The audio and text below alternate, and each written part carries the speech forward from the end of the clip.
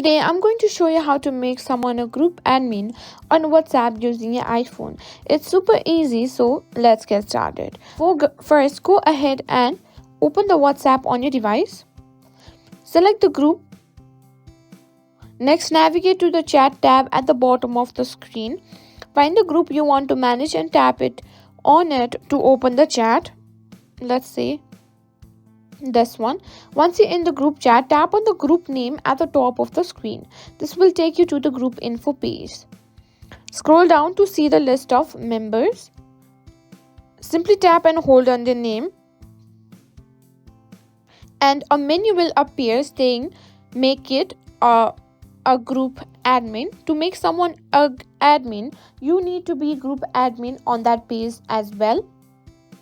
After your admin on the group chat, a menu will pop up to make group admin. You will see a confirmation message. Just tap on OK to finalize the change. And that's it. You've successfully made someone a group admin.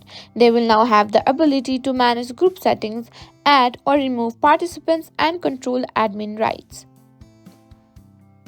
Remember, you can have multiple admins in a group, so feel free to assign more if needed. And just a head ups, only admins can make other participants admins.